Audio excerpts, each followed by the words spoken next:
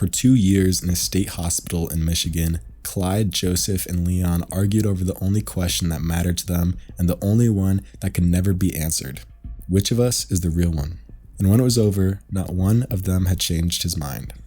But the three men are not the unsettling part of this story. They believed something impossible and they had their reasons. The figure worth watching is the fourth man in the room, the one taking notes, the one who is absolutely certain the delusion belonged to everyone but himself.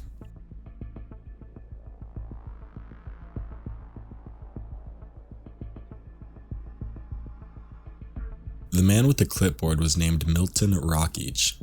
He was a respected social psychologist, the sort of man who published in serious journals and was invited to give lectures, and he arrived at this experiment not through madness. He had read in the pages of Harper's about two women in another hospital who each believed she was the Virgin Mary.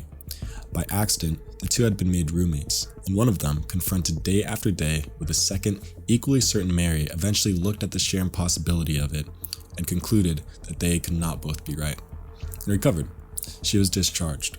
Rokeach read that and felt the click of a thesis finally falling into place. If one rival Mary could dislodge a delusion, what might three rival Christs accomplish?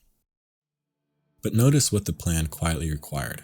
Three human beings, already ill, already frightened, already living inside delusions they had built, and it required arranging their lives for years around a hypothesis. Rokeach measured everything. He was scrupulous, thorough, careful to a fault. He simply never thought to turn the instruments on himself.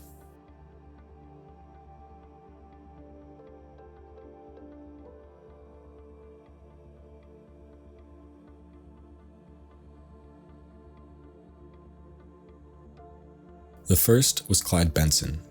Once a farmer, now somewhere near 70, he had spent the better part of 2 decades inside an institution, and the years had worn him down into a quiet, faraway figure. Of the three, he was the least reachable, the furthest out to sea.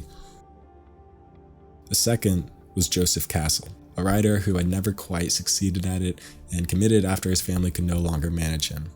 Joseph had built a more elaborate world than Clyde's. He spoke in a fake but crisp English accent, and he had decided the hospital was an outpost of England, which made him, in his own telling, a man of consequence detained among foreigners. The third, and the one this story keeps turning to, was Leon Gabor, the youngest at 38, a college dropout and a veteran of the war, and the architect of the most baroque inner kingdom of the three. He had given himself a title in Latin, and he had a wife no one else could see, a figure he called Madame Yeti Woman, whom he regarded without the slightest contradiction as God.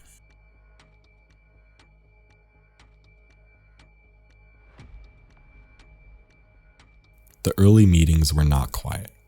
Three men who each believe himself the single most important being in the universe do not take kindly to two imposters sitting across the table. They accused, they lectured, one demanded worship, another refused to bow to a mere creature, the third settled the matter to his own satisfaction by announcing that he alone was the Lord, and on at least one occasion the theology gave way to fists. And here Rokeach met the thing he had not planned for, the discovery that makes this more than a curiosity. The belief did not break, it adapted.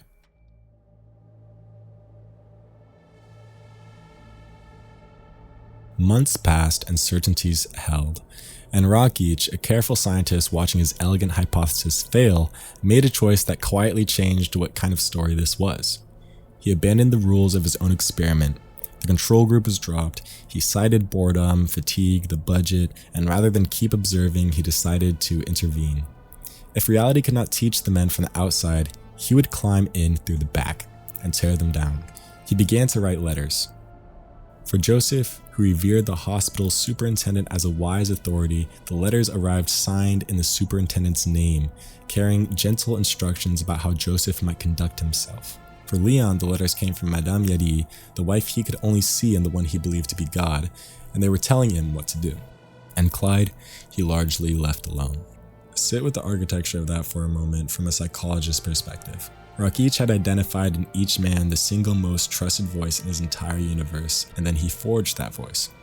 He did not argue with the delusions, he moved into them. He found the throne each man had built for the thing he loved or feared most, and he sat down in it. And for a while it worked. The men, hearing from their gods and their authorities, adjusted their behavior to obey. There's one moment that gives the whole thing away. One afternoon, Rokeach brought in a newspaper clipping and passed it around. Leon, the reader of the group, read it aloud to the others. It was a report on a lecture by Dr. Rokeach describing a peculiar experiment at the hospital involving 3 men who each believed he was Christ. He had written himself into their world while insisting he stood outside it. The man taking notes on 3 people who could not tell where their delusions had ended by this point had a fairly blurred sense of where his own began.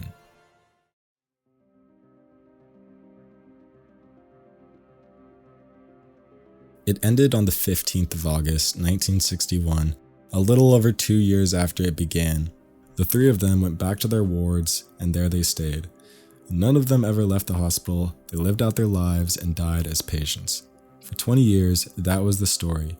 An odd, failed, faintly comedic experiment in a Michigan asylum.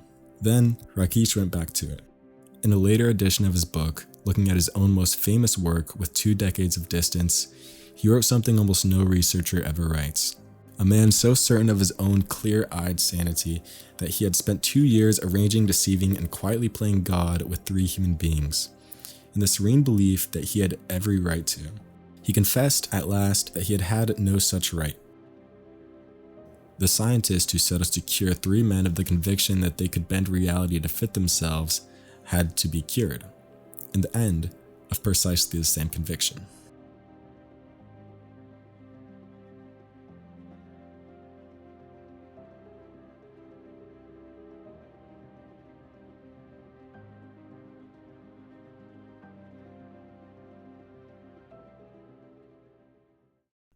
Hey guys, I'm Evan and I'm currently researching some deep cuts for the next video. If you have any ideas, I'd love to hear them, so make sure you drop them in the comments. And if you want to stay updated on when I post, feel free to subscribe, and I'll see all of you guys next time.